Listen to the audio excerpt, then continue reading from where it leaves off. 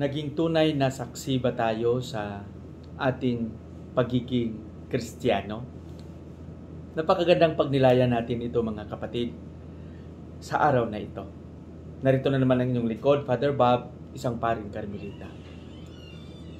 Sa araw na ito, araw ng Martes, nasa ika-27 araw na tayo sa buwan ng Agosto, 2024. Ang ating Ibanghilyo sa araw na ito ay ibabahagi sa atin ni San Mateo, Kapitulo 23, versikulo 23 hanggang 16. Ano ba ang inilalahad ni San Mateo sa araw na ito? Alam nyo, nakakatuwa dahil parang ramdam na ramdam ko yung inis ni Jesus sa mga iskriba at sa mga Pariseyo. Nainis si Jesus hindi dahil sa kanilang pagkatao, kundi dahil sa kanilang ipinapakita, sa kanilang pag-uugali. Nakakalungkot, ngunit ipinapakita rin ni Jesus na ito ang ating tunay na misyon. Ang maging tapat at magpapahalaga sa bawat isa.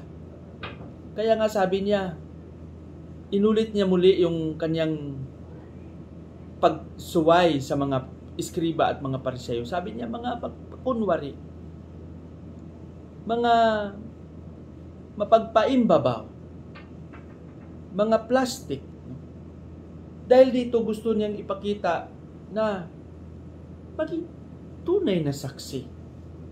Ito palagi yung nakita ni Jesus na malalim na problema ng mga Pariseyo at mga iskriba, mga Saduseyo, na yung inaasahan mo na maging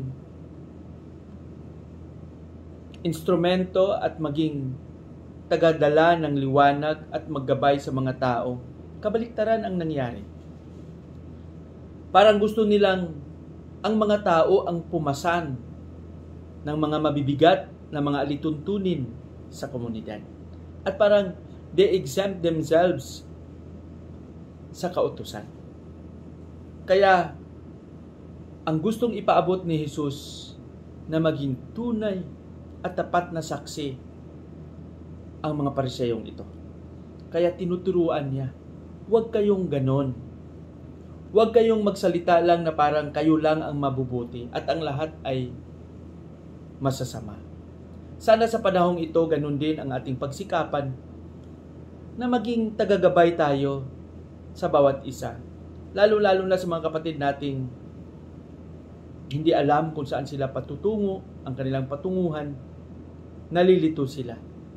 Na maging liwanag sana tayo, yung ating kaalaman, yung ating mga karanasang mabubuti, ay maging liwanag, maging gabay nila patungo